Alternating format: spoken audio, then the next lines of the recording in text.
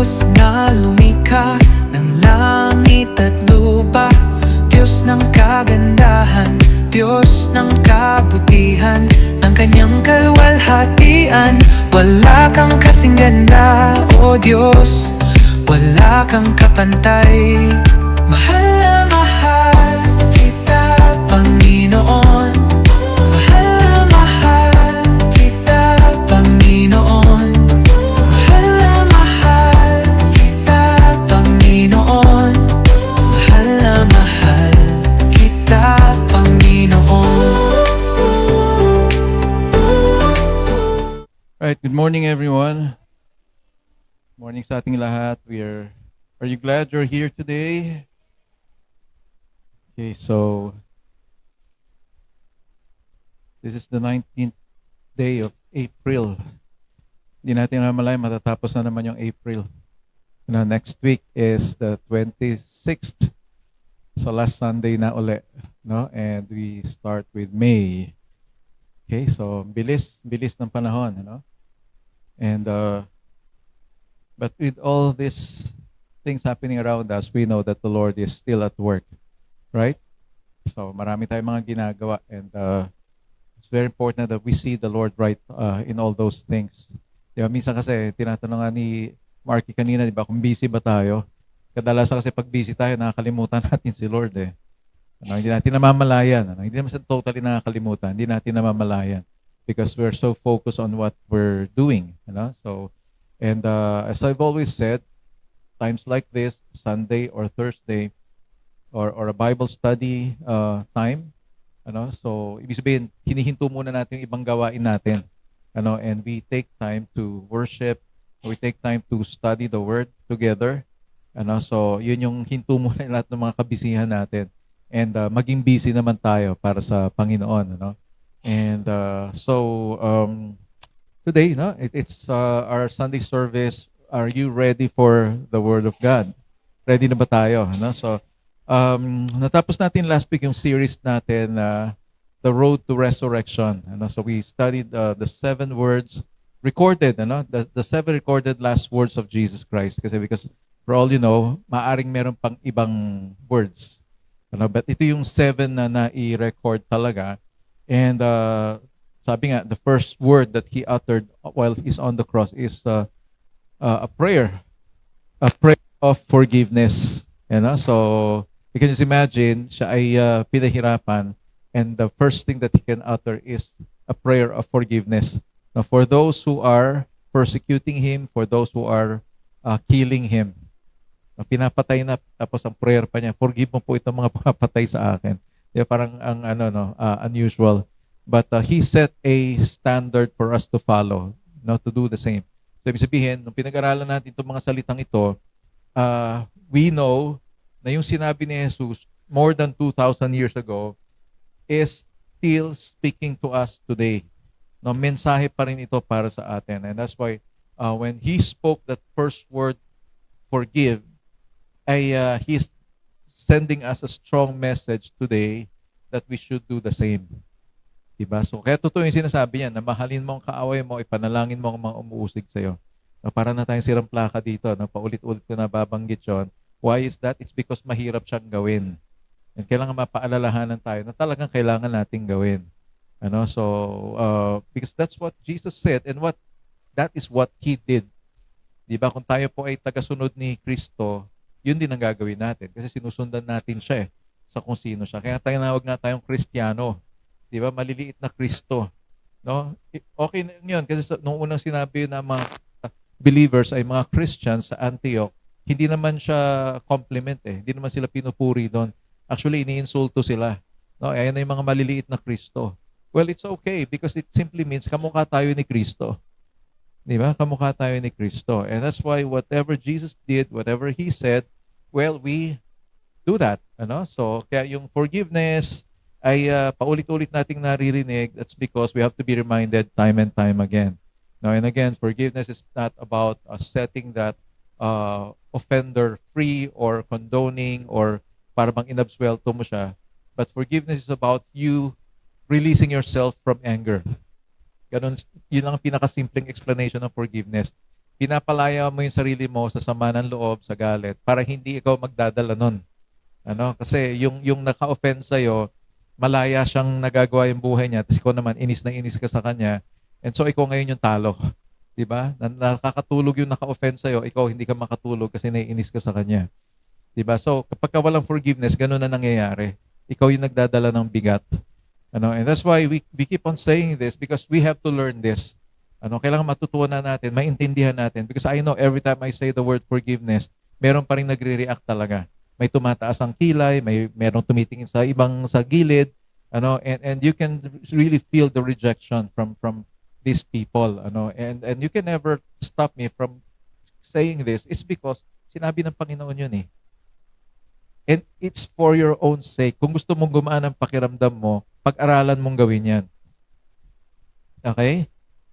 2,000 years ago, on the cross, Jesus prayed a prayer of forgiveness to set an example for us to follow. Okay? So, wag nating sayangin yung nakapako doon, tapos sinasabi niya, Father, forgive them. Just to give us an example na nagagawin natin. And it's just so sad. Ano? Some people will just take that for granted. Mahirap yung pinapagawa ng Panginoon yan. Imposible yan. Hindi ko kayang gawin yan. Well, it's up to you.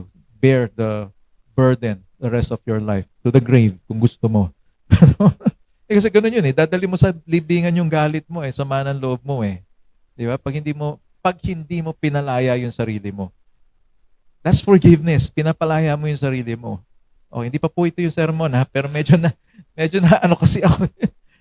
Hype ako kasi whenever I remember people trying to reject this word, ano, pastor, hirap na sinasabi mo. Well, kung gusto mong gumaan yung pakiramdam mo, gawin mo yung mahirap na bagay na yan. Di ba? Gusto mong gumaling, inumin mo yung mapait na gamot. Ganun lang kasimple yon. And hindi po ako galit, ano? Pero nakakaano kasi, di ba, parang ang paulit-ulit. And, actually ako, sabi ko, ito na naman, sasabihin ko na naman tong salitang to. But let it stick to us, no? Stick with us. Let it be a lifestyle for us. Now, considering there are a lot of people who are absent today, kaya pagdating nila, ulitin ko na naman to. Kasi hindi nila narinig. Well, that's the thing, eh, di ba? So, syempre, absent ka, ulitin ko para sa'yo. That's the reason why we're reviewing this, eh. Di ba? So, first word is forgiveness. Second word is actually grace. When he said to the criminal, today I tell you, itong araw na to sinasabi ko sa'yo, isasama kita sa paraiso. And this criminal had the change of heart while on the cross. Doon lang sa punto na yun, nagkaroon siya ng pagbabago sa puso niya. And you see the grace of God. Diba? Some people would say, unfair naman yun. Kami, tagal na naming sumusunod sa Lord. Yan, ngayon lang nagsabi sa Lord na, diba? Nag-pray siya, nag-repent siya. Eh, nasa cross na siya, mamamatay na siya. Ibig sabihin, ako, tagal ko lang sumusunod sa Lord. So, what's your problem? What's your problem? Diba? Eh, ganun ang grace ni Lord. Eh. Kaya nga sabi nga niya, kung yung mga nauna, mahuhuli. Diba? Kung sino yung mga bagong Kristiyano, sila yung napakainit sa Lord. Yung mga dating Kristiyano, sila yung malalamig. O kaya tuloy yung nahuli, sila ngayon na nauna. Diba? That's the point. Ano? Hindi yung mga late, sila yung inuuna. Hindi yun ang ibig sabihin nun. Ano? The point is, maaring bagong Kristiyano, pero mainit sa Panginoon, they receive the grace of God. Diba? Ikaw din naman for the longest time, you've been receiving the grace of God. Pero hindi mo nakikita kasi kaya nagkakaroon ng unfairness. Diba? Pagka may grace si Lord, parang may unfair eh. Diba? Yes, there is unfairness, no? But it is unfair to the Lord. No, kay Lord yung unfair. Why? Kasi hindi naman niya kailangan mamatay eh. Diba? Bakit kailangan niyang mapako dun sa krus, magstay ng mula alas 9 hanggang alas 3 ng hapon? Diba? So, that's unfair to Him, not to us. It is grace to us. Favor sa atin yon, yung ginawa ni Kristo, but it is unfair to Him. Siya yung walang kasalanan, dinala niya lahat yung kasalanan natin. That's unfair. Tayong lahat na may utang, siya nagbayad. That's unfair. Sa Kanya, hindi sa atin. Diba? Sa atin yung favor, sa Kanya yung unfair. Injustice. Okay? So, aside from grace, ano pa yung nakita natin na word sinabi niya? Talk about the family, no? When He said, Mother, this is your son. Son, this is your mother. Or woman, this is your son. And son, this is your mother. Diba? I was talking about family. Mamamatay na siya, pinagbibili niya yung nanay niya. And again, it's talking to us once again, the importance of family. No, the biological family that we have and the spiritual family that we have. And that's why he set an example about caring, kaya nga sa church, since this is a spiritual family, there is caring, there is looking after one another. Diba? Kaya pagka hindi natin nakita yung at bila natin nakita uli, na-miss ka na namin, ha? Ganyan, ano? Tapos yung tao naman na-offend pa. Bakit? Ang tagal ko bang nawala? Bakit kala ko ba nag-backslide na ako? Na-miss ka lang namin. Bakit ka nagagalit? Di ba? And this is a spiritual family. I mean, we don't know what's happened to you. Bakit nawala ka ng ilang linggo, di ba? Wala naman kaming balita. Baka naman nagkasakit ka. Di sana nadalaw ka namin. Di ba? That's the point of asking, how are you? Baka kala mo nag-backslide na ako, nawala na ako ng 2 linggo. Kala niyo naman kung ano nang ginawa ko. We're not accusing you of anything. We're not accusing you of anything. I mean, what we're saying is, we missed you for 2 weeks. Ganun lang kasimple yun. Ano? And you should not be offended. You should be thankful because we care for you. Di ba? Pag hinahanap ka, ibig sabihin, nami-miss ka. Pag hindi ka hinahanap, ibig sabihin, hindi napapansin na wala ka. Itong kakunti na ito, ano ba yun? Hindi pa ba mapapansin kung sino nawawala? Di ba? Andaling maspat kung sinong nawawala eh. Bakante yung upuan kasi lagi siyang doon nakaupo eh. Di ba? And so, it's family. No? Jesus set the norm, the culture for the spiritual family by saying, woman, your son, and son, your mother. Di ba? That means take care of her. Di ba? So, we take care of one another. Yun yung message ni Lord sa atin ngayon in this spiritual family and our biological family. Okay? And then we look at the week 4 when he shouted, Eli, Eli, lama sabachthani, which means, my God, why have you forsaken me? No, the greatest injustice was committed on the cross dahil mismo ang Diyos Ama ay talagang tinalikuran yung Diyos Anak. Ano? And the feeling of being forsaken, bakit mo ko pinabayaan? And he did not call God Father. Di ba ang sigaw niya ay, Diyos ko, my God, my God. He did not call him Father because at that time, he is the worst of all sinners. Dahil lahat ng kasalanan natin, inilagay lahat sa kanya yon. And the full wrath of God was poured out upon him. I mean, that's so unjust. Ano, kaya kung sigaw ka ng sigaw ng injustice dyan at fairness, hindi mo naiintindihan ang sinasabi mo. Because Jesus experienced the worst of all injustices. Okay, when he shouted, my God, why have you forsaken me? Diba? I mean, suportahan mo naman ako dito. Hindi kita kayang suportahan. Kailangan mangyari yan. No, you have to bear the sins of all men and receive the full wrath of my anger against sin. Oh, sigaw ka pa ba ng unfair dyan? Injustice. Di mo naintindihan kung anong injustice or kung anong fair. Okay?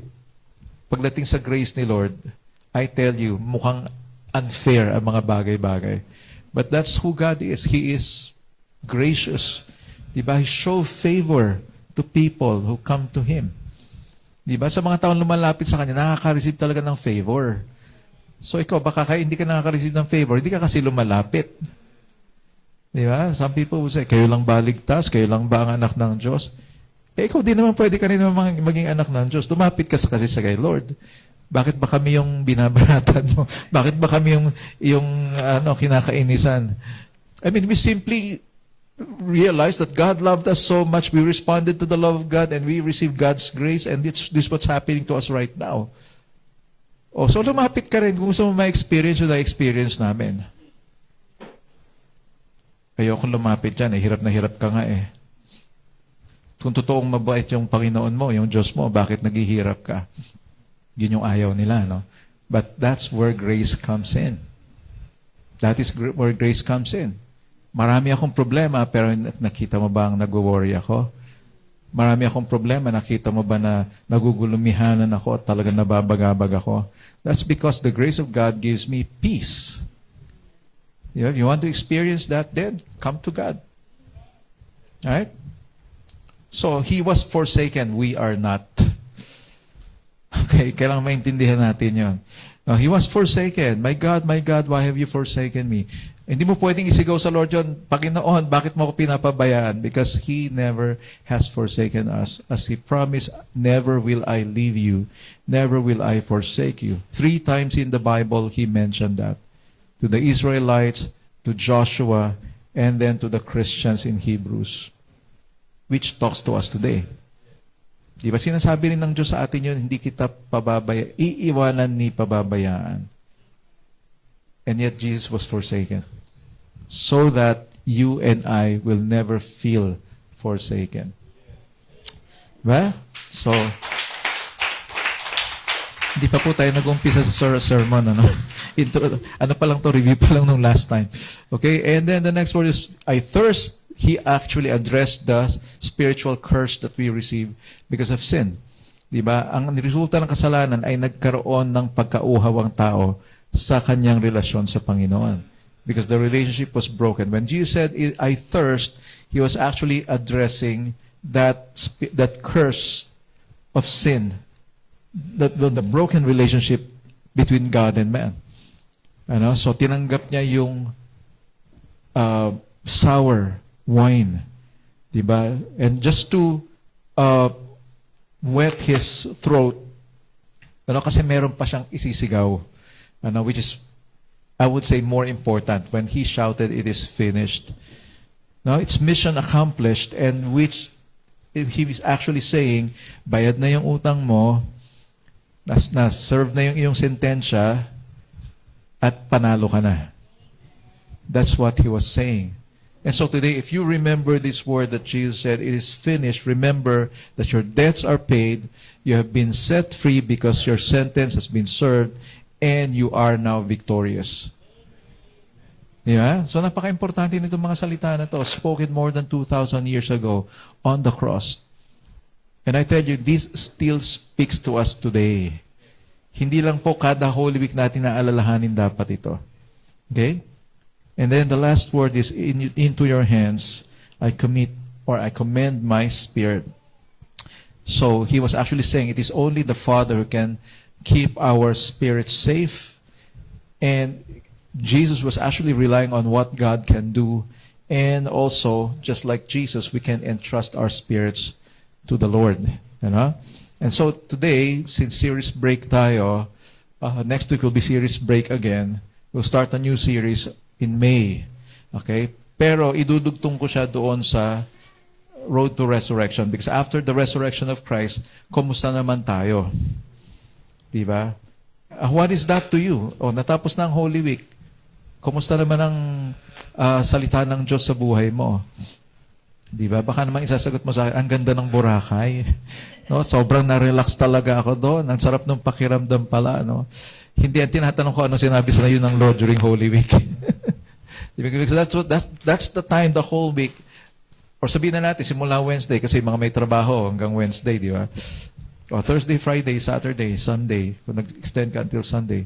So how was your experience communing with God during that time?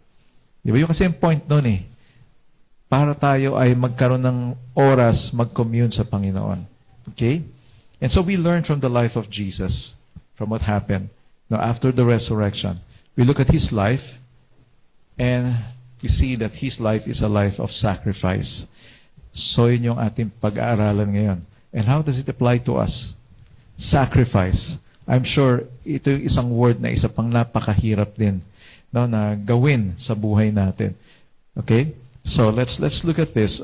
Pwede bang tumayo tayo lahat, and let's look at Philippians chapter 2, verses 3 to 8. Okay, let me read Philippians 2, 3 to 8 from the English Standard Version. Do nothing from selfish ambition or conceit, but in humility count others more significant than yourselves. Let each of you look not only to his own interests, but also to the interest of others. Have this mind among yourselves, which is yours in Christ Jesus, who, though He was in the form of God, did not count equality with God a thing to be grasped. Verse 7, but emptied Himself by taking the form of a servant, being born in the likeness of men, and being found in human form, he humbled himself by becoming obedient to the point of death, even death on a cross. Let me read the Tagalog version. Huwag kayong gumawa ng anumang bagay dahil sa makasariling hangarin o pagpapalalo. Sa halip sa kapakumbabaan ng pag-iisip, ituring ninyo na ang iba ay higit na mabuti kaysa sa inyo. Huwag hanapin ng isa't isa ang ikabubuti ng kanyang sarili lang, kundi ang ikabubuti rin naman ng iba. Ito ay sapagkat kailangan taglayin ninyo ang kaisipan na kay Kristo Jesus din naman. Bagaman siya ay nasa anyong Diyos, hindi niya itinuring na kailangang pakahawakan ang kanyang pagiging kapantay ng Diyos. Bagkus ginawa niyang walang kabuluhan ang kanyang sarili at tinanggap niya ang anyo ng isang alipin at nakitulad sa tao. Yamang siya ay nasumpungan sa anyong tao, siya ay nagpakumbaba at naging masunurin hanggang sa kamatayan, maging sa kamatayan sa krus. Let's thank the Lord for His word. Let's bow down our heads. Lord, we thank you and we honor you here in this place. We thank you that you are the promise-keeping God and that we can rely on your word. Thank you, Father, that you're blessing this time as your word is read and preached, Lord God, the message that you have for every one of us today. We pray, Lord, that you will see each one's heart open and ready to receive from you today. And I pray indeed, Lord, that as we receive your message, Lord God, that you will just cause us, Lord, to understand this by your grace, Lord God, even that we may do your will, Lord God, in our lives. Thank you, Father, that you never have left us alone on our own strength, our own understanding. But instead, Lord, as we come to you, Lord God, you pour out your grace so that we will be able to do your good, pleasing, and perfect will for our lives. We commit to you this time, Father. We commit to you ourselves. In Jesus' name we pray. Amen. Amen. Sige po, I can take your seats. Sige, kung palakpak para kay Lord dyan, palakpakin na si Lord. Parang nagdududa pa eh. Papalakpak ba tayo? Hindi, sige. Para sa Panginoon niya. Whenever we clap here, it is always for the Lord. Kaya nga si Mark, ito na, kulang pa yan. So, he wants to really rally us. Bigyan natin yung best talaga natin sa Panginoon. Okay? So, sacrifice. Sino rito may gusto niyang salita na yan? Kung yan ay gagawin para sa'yo, sigurado gusto mo yan. Pero kung ikaw ang gagawa niyan, ayaw mo yan. Di ba? So what does it mean? Ano yung unang naiisip natin pag narinig natin yung salitang sakripisyo? Nung minsan, ang daming chocolate. Sabi ko, sige, sasakripisyo ko na yung aking sarili. Ako na lang kakain yan kung ayaw nyo. No? Ganyan din siya. Hindi, ako na lang magsasacrifice. Wag na ikaw. Okay? So, yun ba yung sakripisyo? What is the first thing that comes into our mind when it comes to sacrifice? Mahirap siya. Hindi siya, mahirap nga. So, hindi madali. Di ba? So, hindi mo basta-basta pwedeng gawin. Di ba? It takes an act of the will. Yung as in talagang dinesisyonan mo at pinag-isipan mo. Why? Kasi hindi siya madali. Di ba? So whenever we think about sacrifice, we also think, like in a chess, di ba? Sa chessboard, nakita niyo yung nasa unahan na yon, yung pawn. Hindi poon ha, pawn. Pawn yan, P-A-W-N, okay, pawn. Minsan yan yung sinasacrifice, or madalas yan ang sinasacrifice. And it's as if it has lesser value, no? Pero the truth is, kaya niyang i-checkmate ang king. No, there's a proper placement lang yan, proper technique. Kayang pawn lang yung tinatawag na mate pawn, di ba? So dahil sa pawn, nag-checkmate yung hari. But a lot of times, the pawn is being used as a sacrifice para makagawa ng mas magandang position. Di ba? An advantage. So, ikaw, minsan ba na-feeling mo para kang pawn? Ikaw yung sinacrifice para gumanda yung sitwasyon? Di ba? Minsan may ganon, di ba? Di ba, sa mga anak, di ba? Oh, tigil ka muna sa pag-aaral mo, paaralin mo natin yung kapatid mo. Ikaw yung sacrifice, di ba? Kasi mas matalino sa'yo ito. I mean, hindi na nga pinag-aaral, tapos sinabihan pang mas matalino ito. Doble-doble naman yung sakit na yon. Di ba? O, anak, huwag ka muna mag-aasawa, paaralin mo muna yung mga kapatid mo. Di ba? Sacrifice yun. Di ba? Or okay naman, bilang tatay, bilang mga magulang, di ba? Anak, hanggat talagang magbabali kami ng buto para maitaguyod ka. Pwede namang hindi baliin yung buto, di ba? So, enjoyin mo lang yung work mo. Enjoyin mo lang na i-serve yung anak mo, di ba? Although it's a sacrifice, but I'm sure for parents here, when you sacrifice for your children, it's a joy. Di ba? It's a joy when you sacrifice for your children. Hindi siya burden, hindi siya pahirap. No, I don't know about you, but I find joy in doing favors to my daughter. Kaya hindi ko siya isa-sacrifice. So, iisa na nga lang yun in the first place, di ba? So, the thing here is, pag sinabing sacrifice, kung minsan meron kang gagawin na ayaw mong gawin, pero para gumanda yung sitwasyon, gagawin mo pa rin. Di ba? Kaya sabi niya,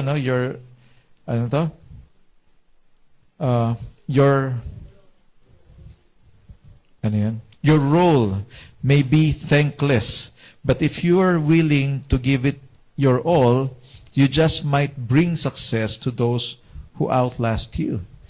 Diba? So, okay na rin, di ba? Minsan okay na rin mag-sacrifice kung mayroong magandang ibubunga ito sa nakakarami. Diba? Kaya kita mo isa lang siya nandun sa unahan.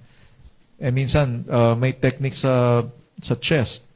Na yung una yung pawn, tapos yung what's that? Yung horse, yung knight, Yung knight, tapos ipapakain yung pawn, and then tatakbo yung horse.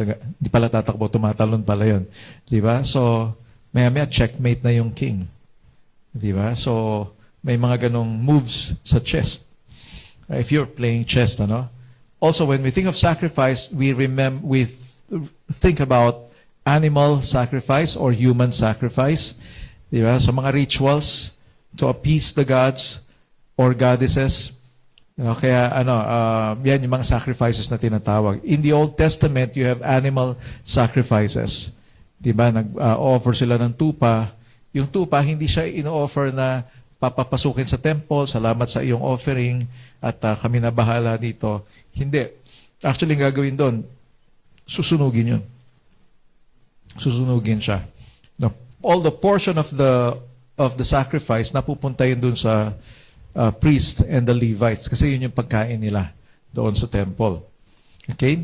Now, there's a man named Adoniram Judson or Adoniram Judson. Remember, you just bahala ka na kung ano gusto mong pronunciation yan. He is a missionary to Burma, and ito yung sabi niya, there's no success without sacrifice. So, kung gusto mong maging successful, kailangan talaga magsakripisyo ka. Nothing comes to life easily. Kaya nga yung taya sa loto, gusto mong instant mayaman, di ba? Kaso pag tinotal mo lahat ng nagastos mo rin sa loto, baka malaki na rin yung naipon mo, di ba? Tapos by the time na nanalo ka, tapos nagbibili ka ng kung ano-ano, balik ka uli sa dati. Di ba? So, if you succeed without sacrifice, it is because someone has suffered before you. Okay? Kung madali mo lang nakuha lahat, ibig sabihin merong nag-sacrifice para sa'yo. Now, if you sacrifice without success, it is because someone will succeed after you. So, kaya yung sacrifice mo, hindi talaga baliwala. And sometimes, yun nga, di ba, may mga anak na, nung pinanganak sila, mayaman na kaagad sila.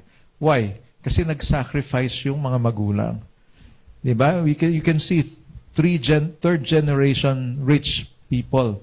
Di ba? Pag sabi third generation rich people, minana nila yung kayamanan ng kanilang lolo sa tuhod.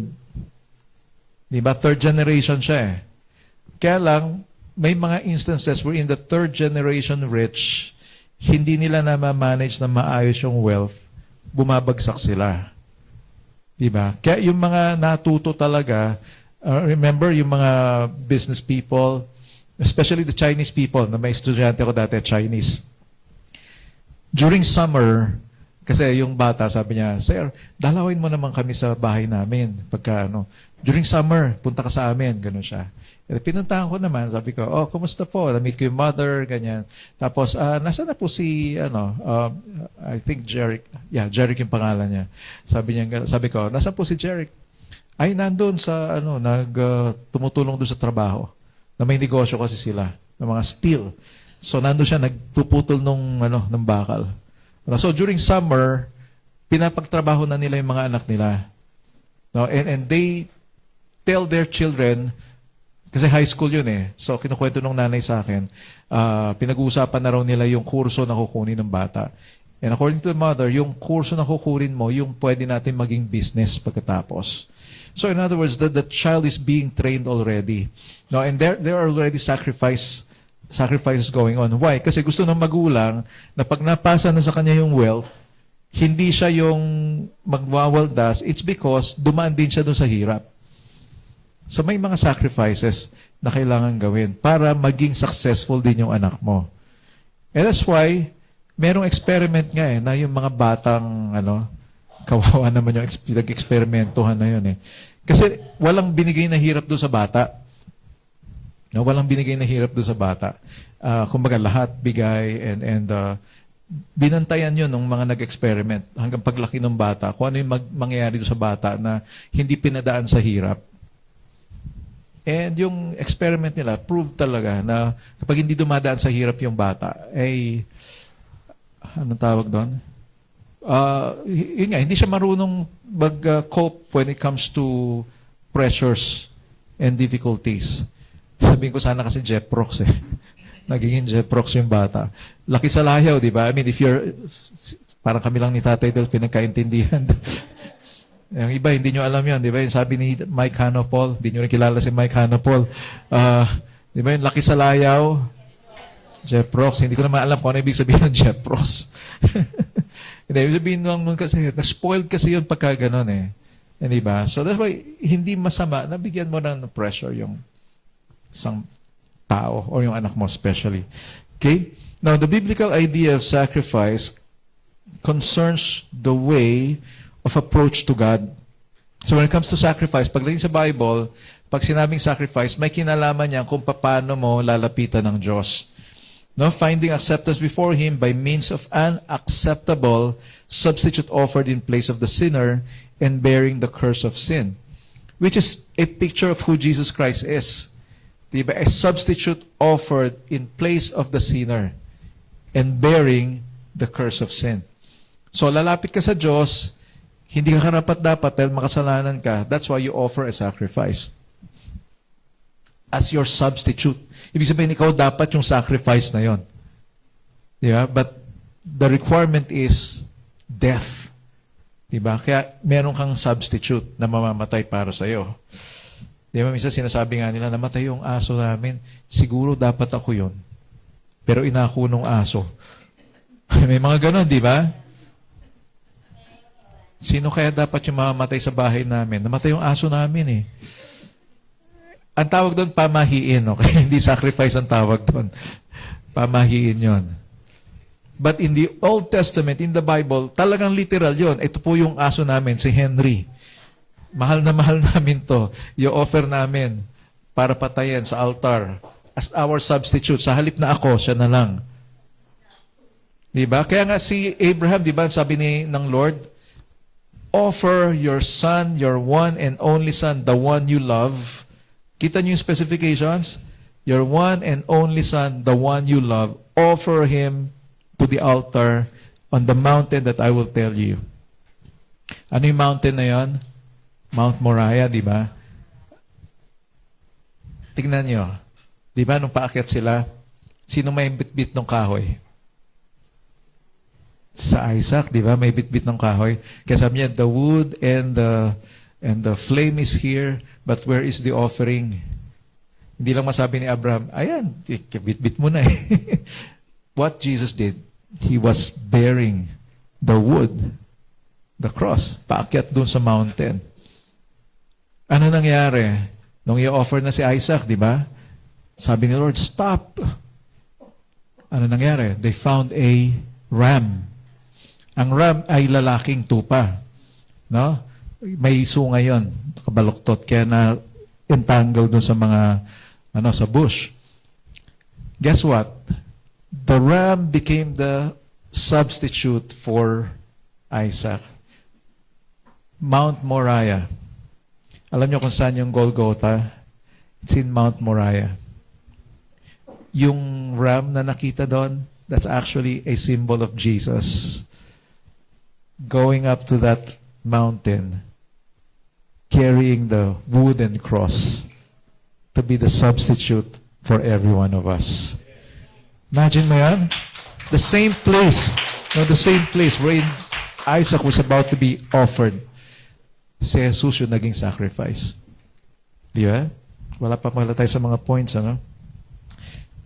Now, John Maxwell, an author of leadership books. By the way, meron pa palang pangalawa to. No? This brings us to the verbs of the Levitical system. Na pag binasa mo yung Leviticus, puro sacrifices yun, puro offerings. So, we call these sacrifices or offerings. The more basic meaning of the term is near bringing. When a man brings near, he's near bringing. So, that is in Leviticus 1 verse 2. The basic goal of offerings is to draw near to God. So, in the biblical times, kapag ka nagsasacrifice yung mga tao, ang goal is mapalapit sa Diyos. And today, what do we do in approaching God? Dapat ganun din. Diba? Yung paggising ng maaga, pagpunta sa church, can be a sacrifice. You can be elsewhere. Diba? Pwede naman pumunta ka kung saan. Pero, you sacrifice this time to draw near to God. The goal is to draw near to God. Not to fulfill a duty. Diba? Lord, present, nag-church ako ngayon. Okay, 1 point sa langit. No, it doesn't work that way. No, hindi yun yung ibig sabihin nun. Okay? So I hope every one of us here, when we come here, yung desire ng puso natin is, Lord, I want to be near to you. Diba? Yun dapat ang goal natin lagi when we come in here. Kapag kayo ng goal natin, wala ka ng ibang makikita. Diba? Hindi ka na makakita ng issue. Bakit? Sige, ito, kwento ng kwento. Dapat nag-worship siya. Di ba dapat nag-worship ka rin? At mo kasi sila tinitignan. Diba? Worship is a sacrifice. Right? So, let's really make it a habit when we come in here. Lord, present na ako, dito na ako. Nahintay ko lang yung worship time and I'll give you my best. Na? Sino sa inyo yung na-touch kanina dun sa Alabaster Heart? Diba? Sabi ng song, I cannot believe that you the kind of God you are. Bakit ka ganyan? Diba? Grabe ka naman, Lord. No? Anyway, we'll experience more. We'll see more of that here. Okay, so si John Maxwell, as I was saying, is an author of leadership books. Na meron siyang sinabi diyan, a leader must give up to go up. That talks about sacrifice. The same way as Adoniram was saying, di ba? If you want to succeed, you've got to sacrifice. Pareho sila ng sinasabi. No, so doon sa book ni John Maxwell, I think that's the 12 irrefutable laws of leadership. Meron yung law of sacrifice. So, ano yung law of sacrifice na sinasabi niya? One, sabi niya, there is no success without sacrifice. Number 2, leaders are often asked to give up more than the others. Kaya nga kung nagiging leader ka, sabi nga, more is given, more is required. And part of the requirements is sacrifice. And you must keep on giving up to stay up. Okay, in other words, as a leader, you will remain a leader if you keep on sacrificing. Okay? And then number 4, the higher the level of leadership, the greater the sacrifice. So, kaya kung ikaw ay napopromote, tumataas ka sa leadership level mo, that means may mas mataas kang sacrifice na ibibigay. Na? So, maaring kulang na yung oras mo or yung oras mo para sa sarili mo, hindi na kagaya ng dati. Kasi, you become a leader by leading people, di ba? Kasi kung wala ka namang nililid na tao, hindi ka matatawag na leader. Diba? Sabi nga, a leader has followers. No, if you're trying to lead and no one is following you, you're simply taking a walk. Masyal ka lang. Kasi wala sumusunod eh. Diba? So, there is a sacrifice. Kaya yung mga gusto maging leader, I mean, it's not just a title. No, I mean, there's no prestige in that. Because some people, prestigious to a leadership title to eh. It's not the prestige. It's a sacrifice. It's an obligation. Now, when you take a leadership role, merong kasamang sakripisyo. May responsibilidad, may obligasyon. So, hindi lang yan yung glamour na leader ini. Diba? Ngani. Sabi nila. Lagi ko naririnig yung ngani ngayon eh. Diba? Nga. Parang Bisayang, ano ba yan? O ngani. Di ba ngani? Di ba? Kaya, leader ini. Di ba? Leader ini. Kaya sumunod ka. No, it's not that. When we talk about leadership in the Bible, it's not about being a boss. No, yung susundin ka, dapat ikaw masunod. No, it's not that. When we talk about leadership in the Bible, it's about service. It's about sacrifice. Ano, kaya kung tinanggap mo yung leadership title na yan, ibig sabihin tinanggap mo yung responsibilidad na kasama dyan. Kaya yung mga nag-aasawa, di ba? So, expect ninyo, pantay kayo, pero merong leader dyan. Di ba? Pantay kayo sa paningin ng Diyos at sa tao, pero pagdating sa responsibilidad, hindi kayo pantay. Kaya nga sinabi, ang lalaki ay ulo ng babae at ang mga babae ay magpasakop. It's because yung leader na yon binigyan ng Lord na responsibilidad na ingatan ka, alagaan ka, i-provide ka. Ngayon, kung tingin mo mas magaling ka dyan sa nilagay na leader, magkakaproblema tayo. Because you're not following the divine order. That person who is called the leader in your relationship is called to serve you. Okay? Kaya tayo nag-aaway-away kasi mali yung pananaw natin. Ay, leader kasi siya, kaya siya dapat masusunod. So ako, sunod-sunuran lang ako. No, it's not that. It's not that. That person who is called the leader in your house is called to sacrifice. Okay? Ngayon, kung hindi niya makaya yung sacrifice, tulungan mo siya. Yun yung point ng pagpapasakop. No, kasi ang intindi ng mga babae, pag sinabi pagpapasakop, ibig sabihin nun, siya ang boss, siya lagi masusunod, ako sunod lang ako. No, it's not that. Ang ibig sabihin ng pagpapasakop, binibigyan mo siya ng pagkakataon na gawin yung kanyang responsibilidad. At ikaw yung binigay ng Diyos para tulungan siya, magawa niya yung responsibilidad niya, yung obligasyon niya. Okay? O ngayon, nagkakaintindihan na kayong dalawa. No? Papasakop na raw siya? O yan, ayos, di ba? So, sige, sabihin pa more. More daw, more. Sabi niya more. Sinasabi ko to, para maintindihan natin mga lalaki, hindi po dahil tinawag tayong leader sa bahay, ikaw na yung, paghanda mo ako ng gawa mo ako ng kape. Diba? Ba't ang dumi nitong bahay? Ba't ang gulo ng mga... Hindi yun yung role mo. Ang role mo is, ikaw yung mga laga sa pamilya mo. Ikaw mag-maintain ng order sa bahay mo. Diba? Kaya kung magulo yung bahay mo, tumulong ka rin maglinis. No? Ay, napatingin tuloy yung bahay. Diba? Sino sa inyo, naglilinis kayo ng bahay, nag-aayos kayo sa bahay niyo? Yung mga lalaki dito. Sacrifice. Uy. Ano uy? Kaya na, nagbilangan na. Nagbilangan na. Oh, sige. Mamaya nyo settle yan. Okay? Bilangin nyo sa bahay kung ilan yung naayos mo. Isa lang. Di ba? Yung paggising pa lang sa umaga, niligpit mo na yung higaan mo. So, siyempre, matutuwa si Mrs. noon, di ba?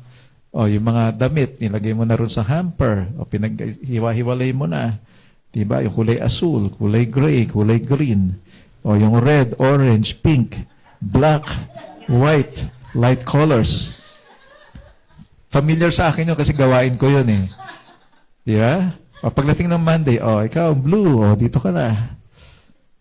Di ba? So, I mean, hindi naman dahil ikaw ang boss ay, laban mo yan. Hindi eh. Di ba? Ikaw yung leader, so ikaw yung magme-maintain ng order sa bahay mo. baka naman ikaw pa yung dahilan ng kaguluhan sa bahay ninyo. May mga nagtitingin na. Diba? I mean, you're the leader. You're the one who maintains order in the house. Kasi ikaw nga leader, responsibility mo yon. Pag magulo yung bahay mo, nag-aaway-away kayo, ikaw may kasalanan yan. Because you're the leader. Okay? So, naintindihan natin, yung mga tatay, okay pa ba kayo? Kala nyo binibuild up ko tayo? Hindi dahil tinawag na leader ka ay, maganda position mo. Actually, you are called to sacrifice. If you're the leader, you are called to sacrifice.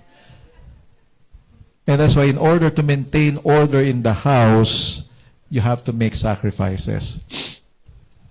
Mark, okay ka lang dyan? Yung mga single natin dito, gusto niyo pa ba mag-asawa? Sarap-sarap ng single life, diba? Ayaw niyo na.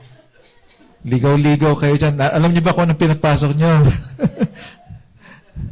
Kasi titignan mo yung mga bata ngayon, di ba? Papasok-pasok sa relationship. Di naman nila alam kung anong meron doon. Coco. Si Coco ba yan? Okay ka lang dyan? Malayo-layo ka pa. Malayo pa yung biyahe mo. Pero at least maganda, marinig mo na to ngayon.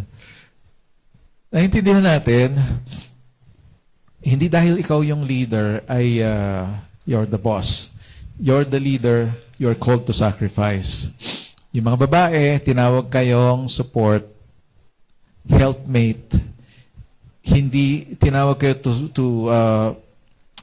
submit, magpasakop. Hindi ibig sabihin na sunod-sunuran kayo. Ibig sabihin nun, kayo yung aalalay doon sa leader para hindi bumagsak yung bahay ninyo. Lakas ng amen ng tatay, Kailangan natin yan di ba? Papasalamat ba tayo sa mga asawa natin, mga tatay? Sige. Parang kalat-kalat yung mga sagot no? Parang pinag-iisipan pa yung pagsagot no? If we maintain that order, I tell you, the family life will be successful. No, hindi perfect, pero magiging success. Okay? Maintain the order. No? So, kasi pag walang order, wala. Siyempre, magulo. So, introduction pa lang tayo. Okay. So, let's look at the life of Jesus. Matthew 26:36-44. Sabi dyan, then Jesus went with them to a place called Gethsemane, and he said to his disciples, sit here while I go over there and pray. Taking with him Peter and the two sons of Zebedee, he began to be sorrowful and troubled.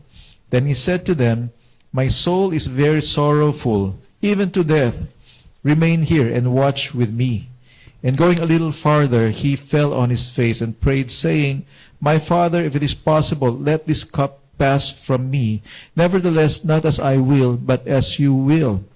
And he came to the disciples and found them sleeping. And he said to Peter, so could you not watch with me 1 hour? Watch and pray that you may not enter into temptation. The spirit indeed is willing, but the flesh is weak. Again, for the second time, he went away and prayed, my Father, if this cannot pass unless I drink it, your will be done. And again, he came and found them sleeping, for their eyes were heavy. So, leaving them again, he went away and prayed for the third time, saying the same words again. Sino rito mabigat yung mata mo ngayon? Stay with me for another hour. Okay, Tagalog version. Na magkagayon, pumunta si Jesus sa isang dako at na tinawag na Gethsemane kasama ang kanyang mga alagad. Sabi niya, maupo kayo rito, pupunta ako sa dako roon upang manalangin. Isinama niya sina Pedro at ang dalawang anak ni Zebedeo.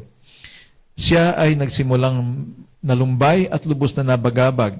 Sinabi niya sa kanila, lubhang namimigati ang aking kaluluwa, maging sa kamatayan. Manatili kayo rito at magbantay na kasama ko.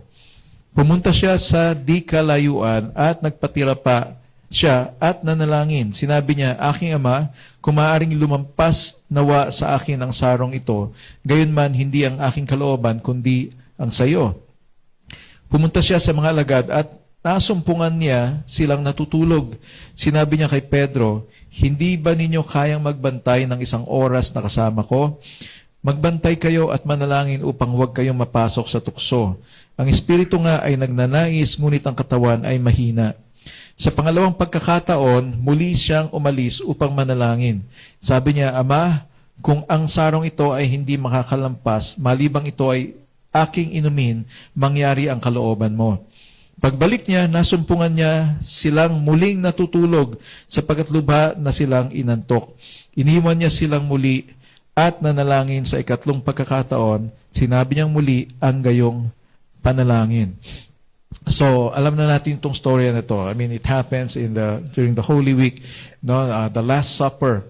No, after nilang kumain, pumunta sila dito sa garden and Jesus prayed. And sabing ganon, pagdating sa garden, Jesus started feeling the pressure. Diba? Kasi nga, in a matter of hours, huhulihin na siya. And that will start the countdown to His death. Okay? The last few hours of Jesus. Okay?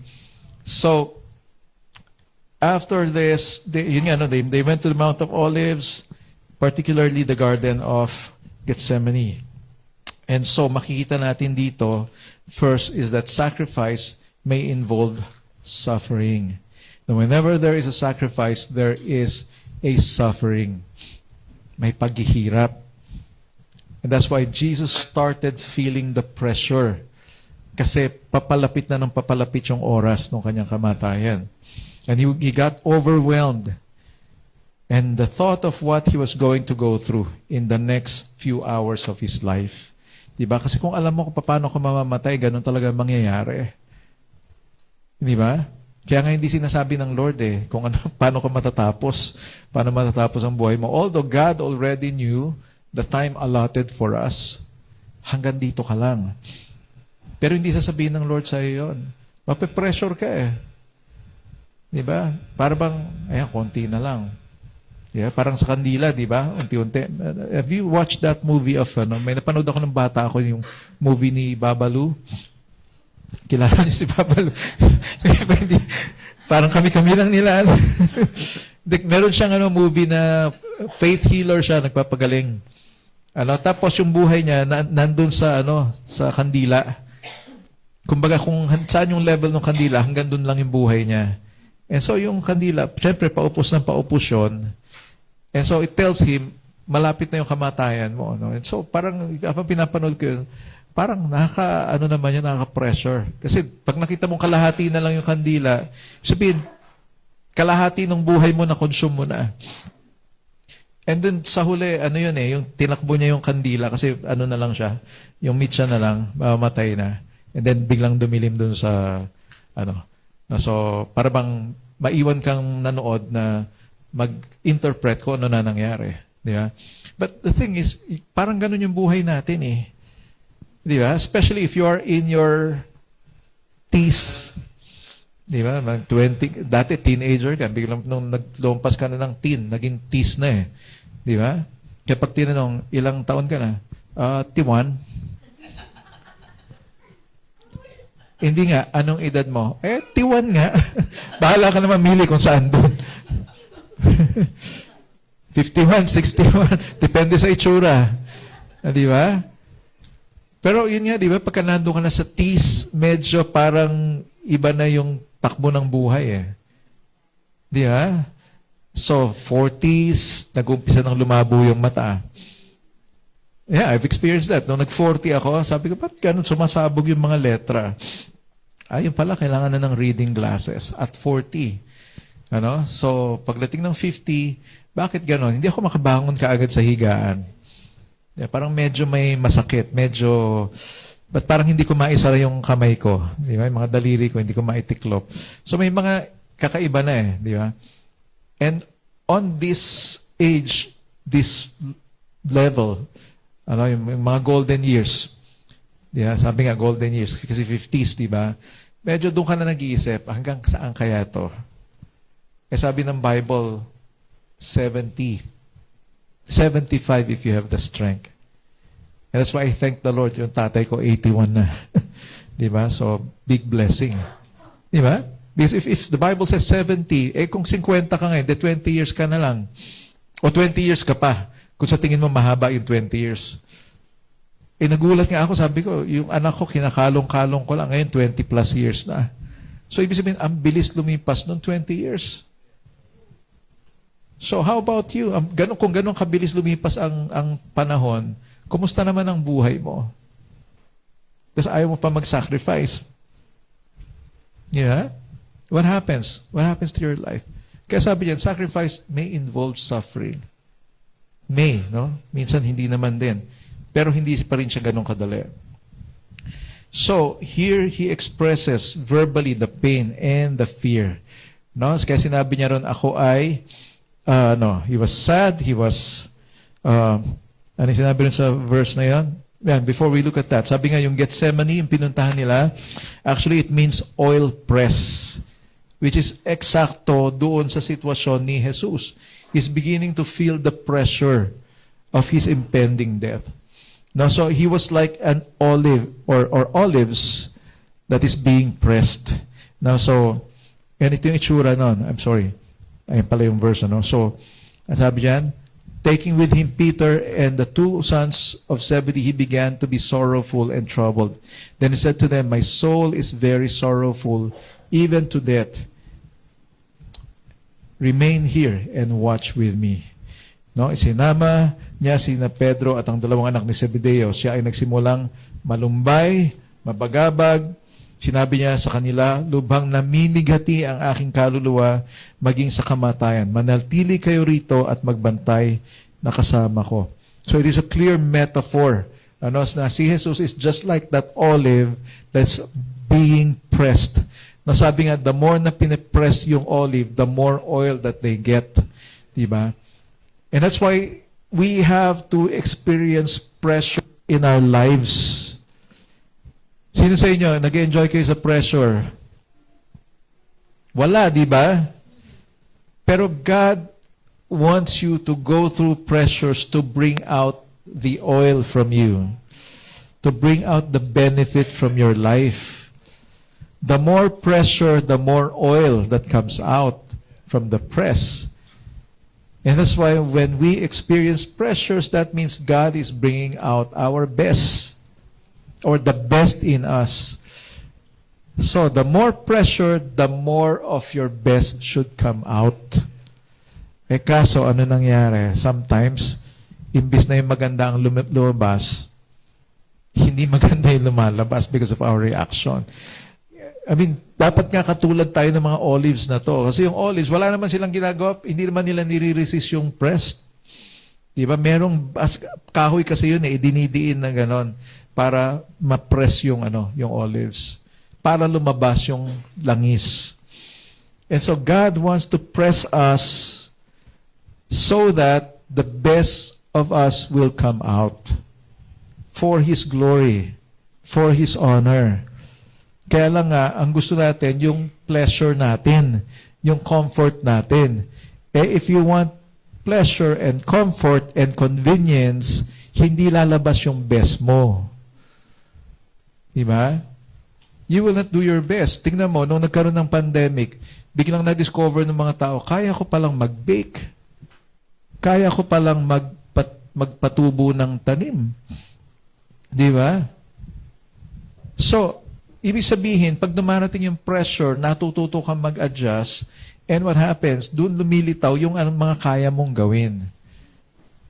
Pero kung ayaw mo ng pressure, pinipilit mong i-resist yung pressure, you will not become better. Di ba?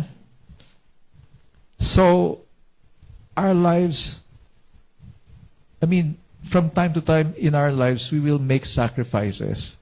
Kung gusto mo ng magandang buhay, hindi siya basta nakukuha sa sa madalian. May mga sacrifices kang kailangan gawin. Sometimes, tigil mo muna talaga yung ML. Di ba? Tigil mo muna yung cellphone. Gusto mo maging successful.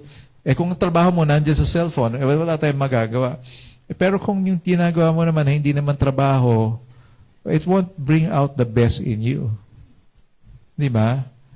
So, gusto mong success, gusto mong magandang buhay, meron kang isa-sacrifice. Diba? Tatanggalin ko muna to. Diba? Para may oras ako dito gawin to. Diba? Hindi muna ako manunood ng mga movies or kung ano man mga videos dyan. So, sacrifice yun. Diba? Kasi yung convenience mo, yung comfort mo, tinatanggal mo muna so that you will receive yung best. Okay?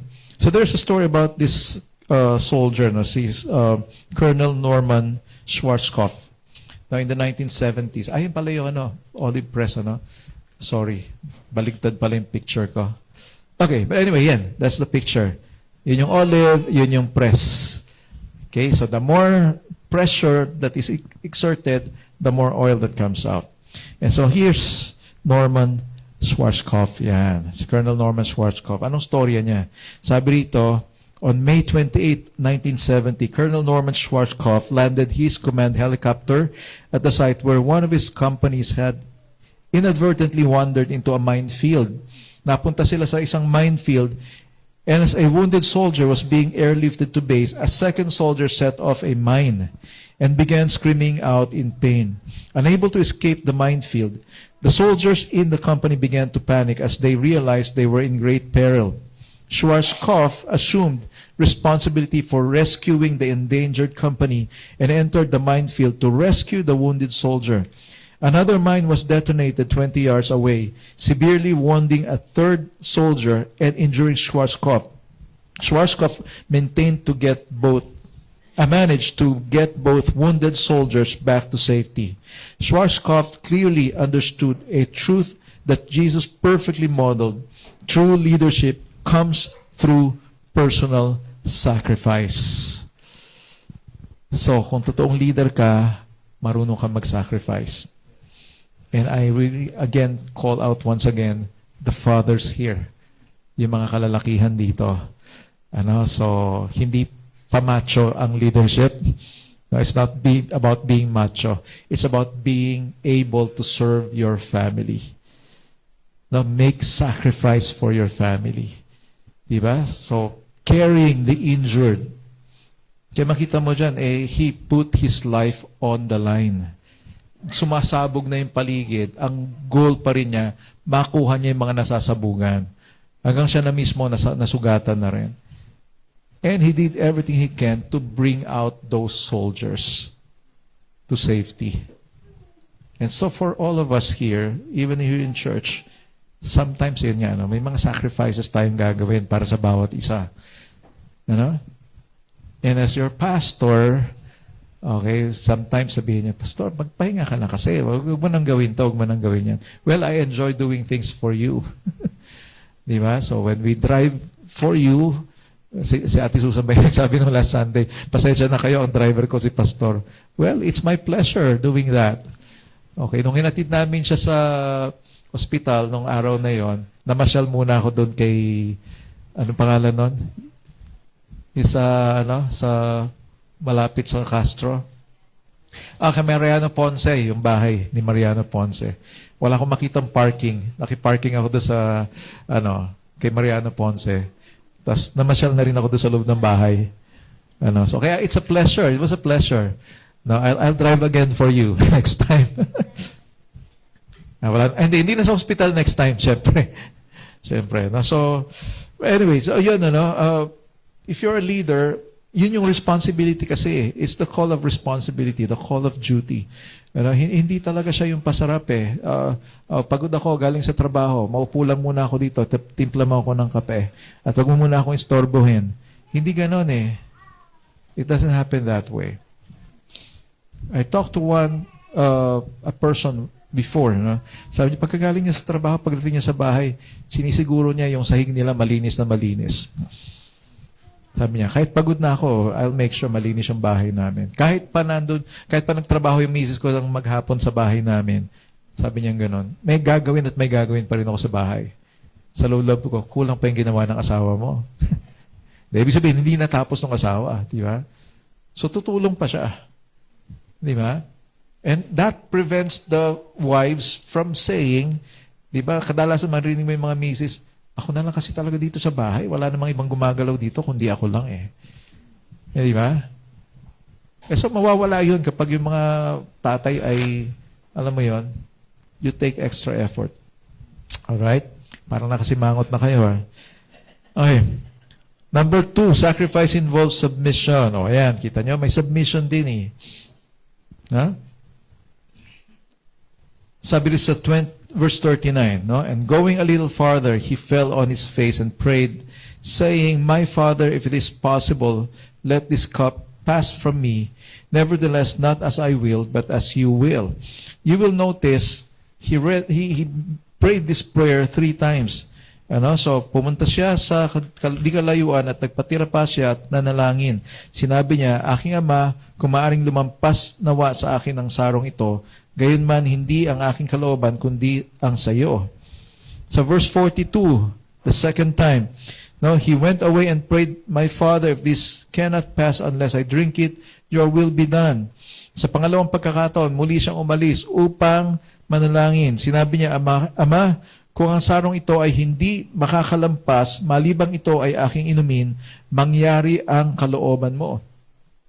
Verse 44, leaving them again, he went away and prayed for the 3rd time, saying the same words again.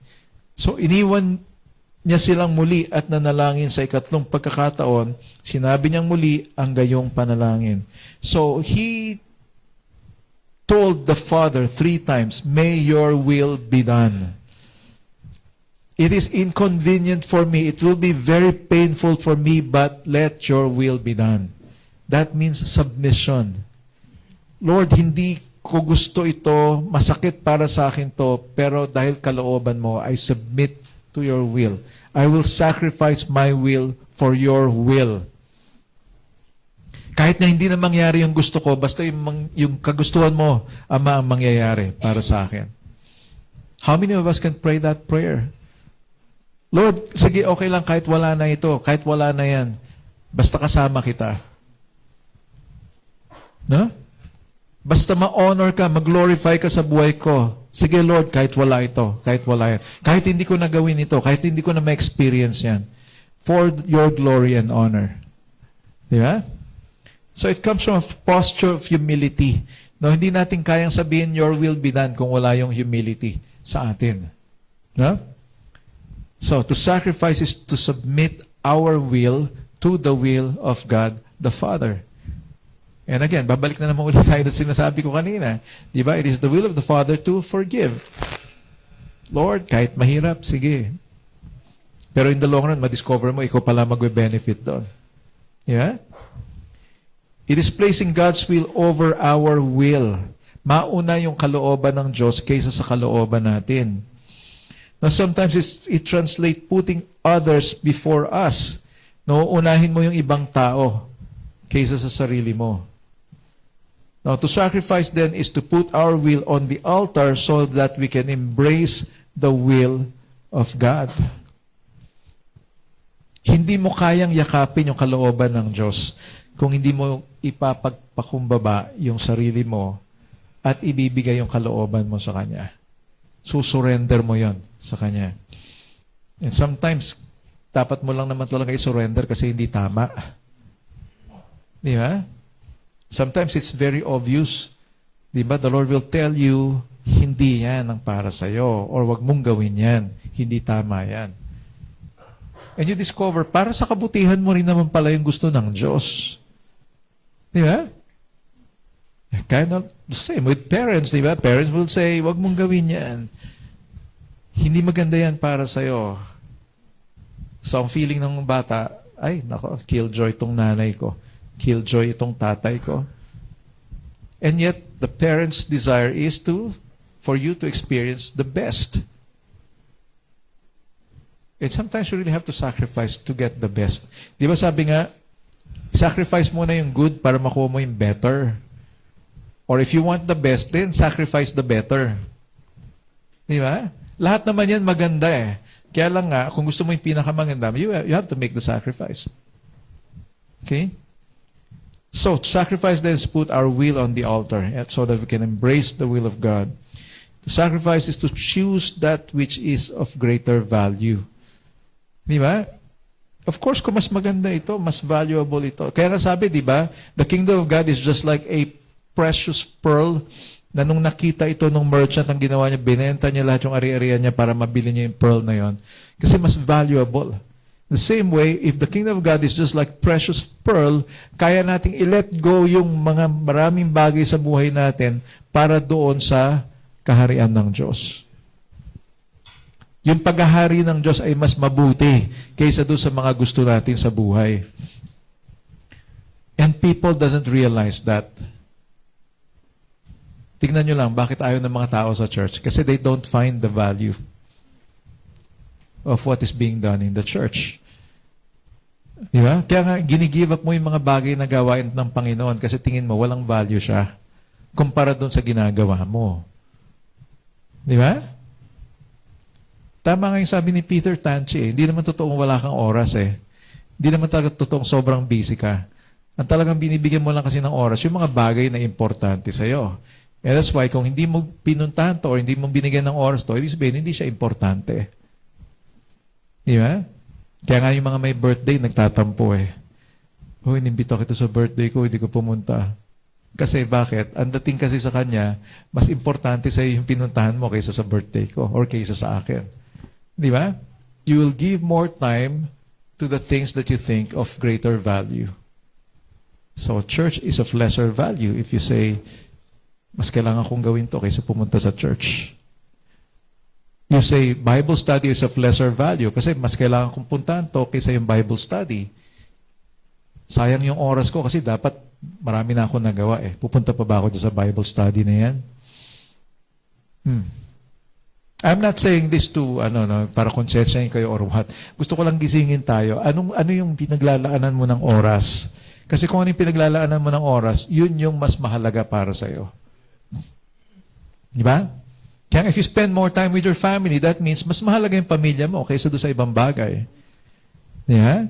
Sa mga pastors, pastor, hindi ako makakapunta sa meeting natin kasi birthday nung anak ko. Go! No problem. Go to your daughter's birthday. Mas mahalaga yon kaysa sa meeting natin.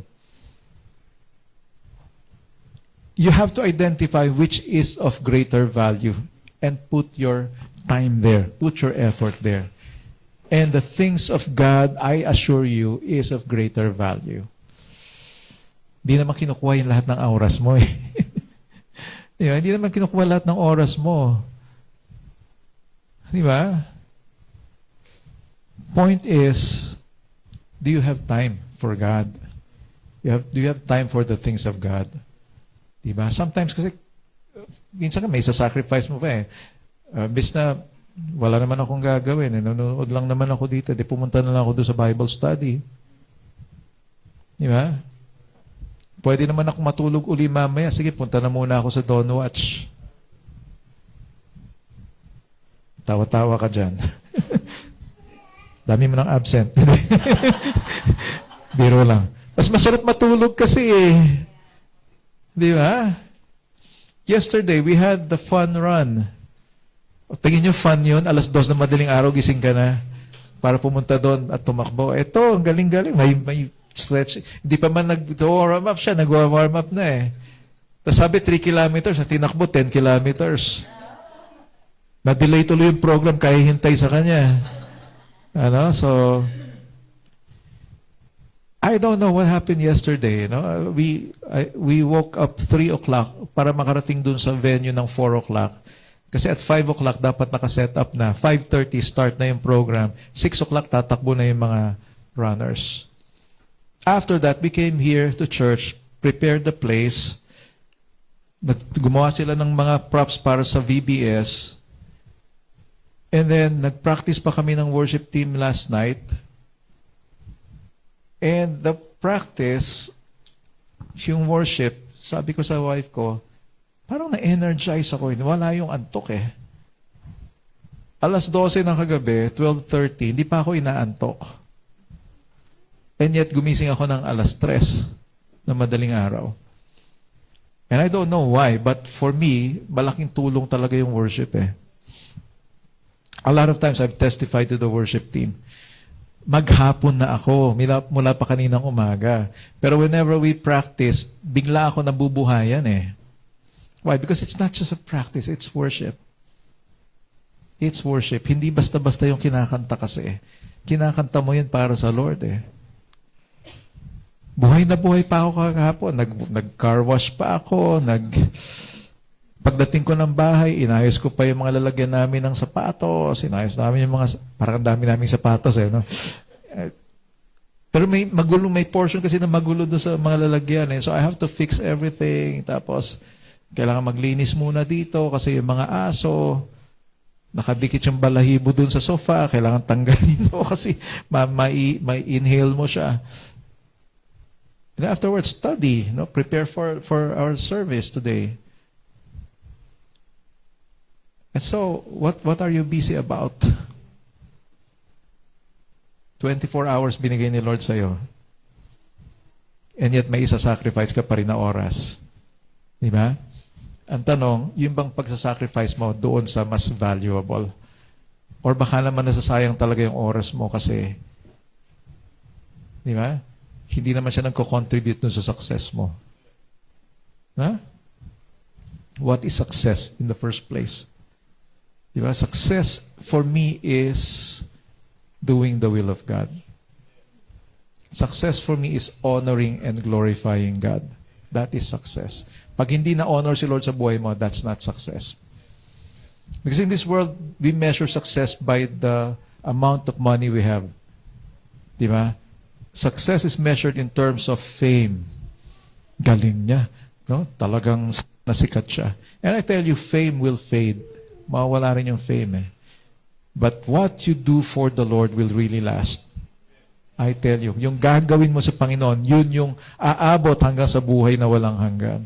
That's why you have to choose what will really last. Diba? Piliin mo talaga kung ano yung merong eternal value na tinatawag. Hindi lang siya basta valuable. Hindi lang siya basta may value or mataas ang value. Think of the things that has eternal value. Okay? Ito ba ay makako-contribute pa sa buhay na walang hanggan ko? O baka naman ma-discourage yung buhay na walang hanggan ko, maiba ng direksyon. Di ba? Kasi you are assured of eternal life. Lahat tayo, assured tayo ng eternal life. Kaya lang ang tanong, saan papunta yung eternal life na yon? Saan mo gugugulin yung buhay na walang hanggan na yon? Di ba? So choose what will lead to eternal life in heaven. Na? Si Maximus ba yun? Yung sa Gladiator? Diba, sabi niya, what we do here on earth echoes to eternity. Ibig sabihin, yung ginagawa mo rito sa lupa ay nag-extend siya sa eternity or will determine kung saan ka papunta sa eternity. Okay? To sacrifice is to satisfy. Ano ibig sabihin nito? This is not about self-gratification or self-satisfaction, but about fulfilling or completing the mission or task that God has given you. Satisfying the mission that God has given you. So, sacrifice is about choosing what is of greater value. Sabi nga natin kanina, for Jesus, our salvation is of greater value than our own safety and comfort. Okay? So, His purpose is greater than our own purpose in life. Diba? Kaya kung may mga pangarap ka, mas mataas ang pangarap ng Diyos sa'yo. Okay? Kaya nga, your will be done. Kasi mas maganda yung kalooban mo kaysa sa kalooban ko. You're better than having this, what this world has to offer. Diba? Meron kang mansion, meron kang mga sports cars. I tell you, mas maganda pa rin ang kalooban ng Diyos. Meron kang mansion, may kang sports car, dami mong pera sa loob ng bahay mo. Takot na takot ka naman, baka malooban ka. Kaya lahat na lang, ginawa mo na. May kuryente yung bakod, tapos mga Doberman, mga police dog, tapos may security guard ka.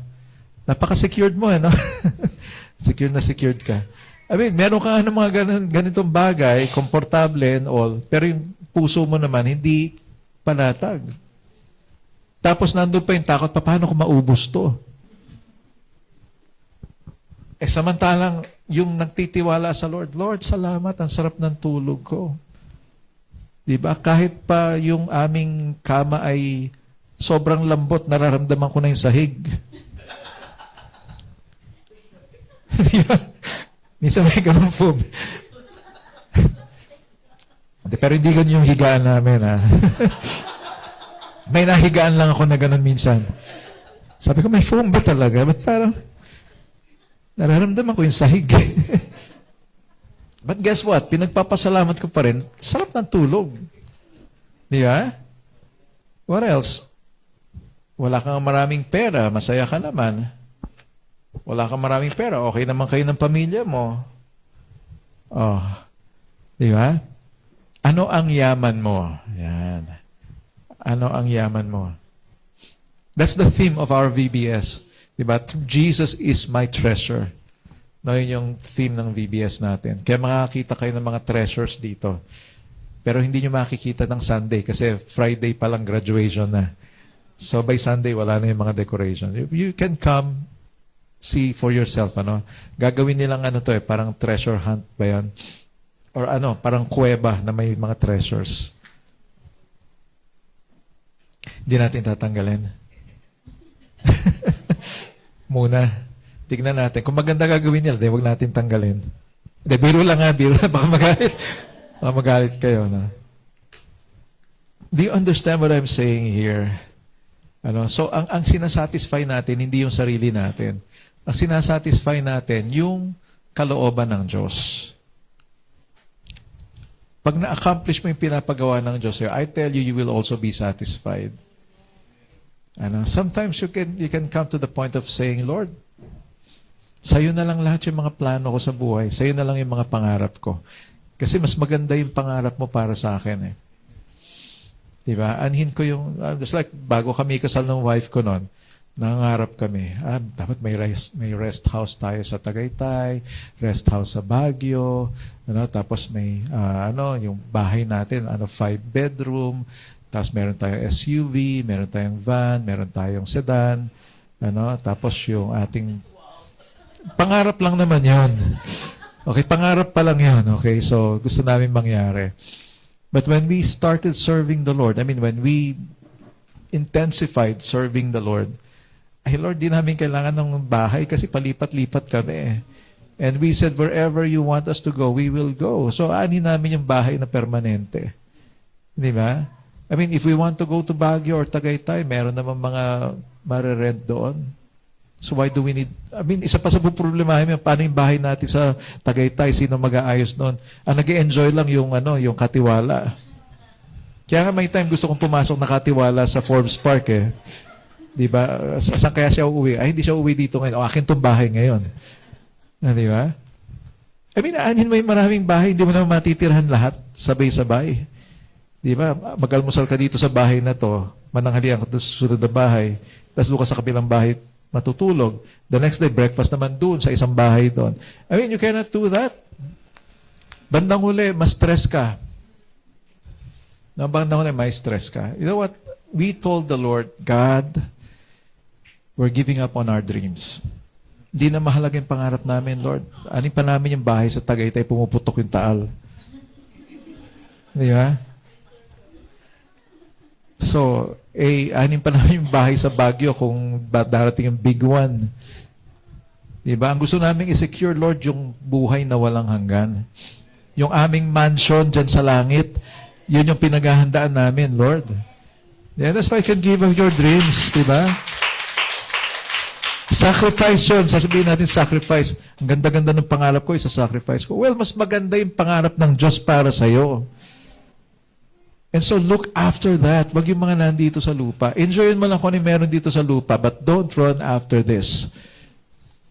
Habulin mo yung hinanda ng Diyos. Sabi ni Jesus, di ba, I go to prepare a place for you. It's been 2,000 years already. Sigurado napakaganda ng place na prepare ng Lord para sa atin. Okay, Matthew 26:43-44. Again, He came and found them sleeping. Tingnan nyo nga yung paligid. May natutulog pa ba dyan? Lapit na tayo matapos, For their eyes were heavy, so leaving them again, He went away and prayed for the third time, saying the same words again. Pagbalik niya, nasumpungan niya silang muling natutulog sapagkat lubha na silang inantok. Iniwan niya sila muli at nanalangin sa ikatlong pagkakataon. Sinabi niya muli ang gayong panalangin. What happened here? Jesus wanted to satisfy the will of the Father. And that's why He decided, I'll go for it. I'll go for it. Sasacrifice ko yung sarili ko. Alam ko magugulpi ako. Alam ko sasaktan ako. Alam ko duduraan ako. Alam ko iinsultuhin ako. Alam ko hindi ko maidedepensa yung sarili ko kasi kahit anong sabihin ko sigurado hahatulan nila ako. Pero tinatanggap ko. To accomplish your purpose. He said the same thing 3 times. Father, your will be done. 3 times. That's why tingnan natin, verse 8 of Philippians chapter 2, sabi niya, being found in human form, He humbled Himself by becoming obedient to the point of death, even death on a cross. Yamang siya ay nasumpungan sa anyong tao, siya ay nagpakumbaba at naging masunurin hanggang sa kamatayan, maging sa kamatayan sa krus. You know what? There is a man named Max Lucado. If you're heard of him? Si Max Lucado naman, pag sumulat siya ng libro, talagang mapapalapit ka naman ng todo sa Lord. Si John Maxwell, leadership. Pero pag si Max Lucado ang binasa mo, mamahalin mo ng todo ang Panginoon. Now, he has a book entitled, And the Angels Were Silent. Now, merong portion dyan sa book na yan, sabi nga nun, the angels will clip their wings and they will be silent when they hear the worship of the people that God has saved. Iba ang worship ng mga taong niligtas ng Diyos. And the angels cannot understand that because Jesus did not die for them. They worship God because they are servants of God. Pero iba daw ang worship ng mga taong niligtas ng Diyos. Iba ang worship ng mga taong nakaranas ng kabutihan ng Diyos. And that's why the angels were silent. There's a portion in that book that says, sabi rito, no? The battle is won. You may have thought it was won on Golgotha. It wasn't. You may have thought the sign of victory is the empty tomb. It isn't. The final battle was won in Gethsemane. And the sign of conquest is Jesus at peace in the olive trees. For it was in the garden that He made His decision. He would rather go to hell for you than go to heaven without you.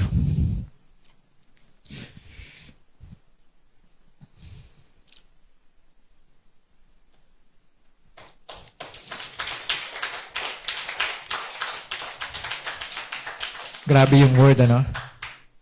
Grabe yung word. I tell you, you read the books of Max Lucado, you'll be drawn closer to the Lord.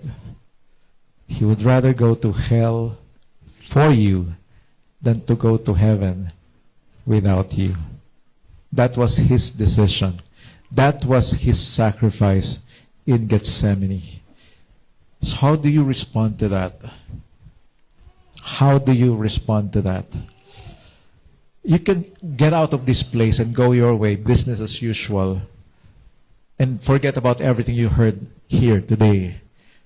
Or you can go out of this place and choose to take this to heart. This is how much God has sacrificed for me. How have I been sacrificing for Him? And the truth is, when you sacrifice for the Lord, hindi lang naman para sa Lord yun eh. Para sa iyo din yun eh. Ikaw rin na nagbe-benefit pag nag-sacrifice ka para sa Lord. So, sinong talo dito? Sino ba naagrabyado rito? Sino ba ang nasasayangan ng oras dito? I tell you, it's all for our own good. Jesus made the ultimate sacrifice. And tayo, ano ba naman yung hinihingi ng Lord sa atin? Di ba gusto lang naman ng Lord na ma-enjoy natin yung presence niya. Gusto lang naman ng Lord na matutunan natin kung ano yung sinasabi ng salita niya. And it's all for your own benefit. Hindi naman para sa Kanya yun eh. Di ba? Kaya sabi nga ni Tatay Delphine, ano bang mapapala ko sa kaya invite? Pag umattend ba kayo, ano bang mangyayari? Wala namang referral system ang church. Pag marami kang nadala sa church, meron kang ganitong matatanggap. Na wala namang override dyan. Pag yung in-invite mo, nag-invite, meron kang commission. No, hindi. The church is not like that. Wala ka naman talaga mapapala eh. But guess what? The joy of serving the Lord is all that matters. Diba? The peace, the assurance that you have an eternity waiting for you. Diba? It's all worth it. It's all worth the sacrifice. Kung tinatawag nga nating sacrifice yun. Diba? Kasi kung sa tutuusin lang, karapat-dapat ang Diyos para doon eh. Diba? He deserve it. Diyos ng pag-ibig, Diyos ng pag-asa, O Diyos, Ikaw ang lahat-lahat sa akin. Mahal na mahal kita, Panginoon.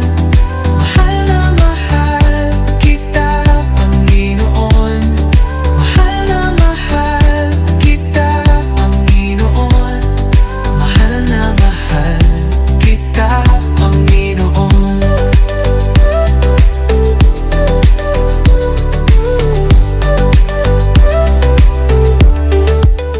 Higit pa sa lahat ng bagay, higit pa sa lahat ng bagay, higit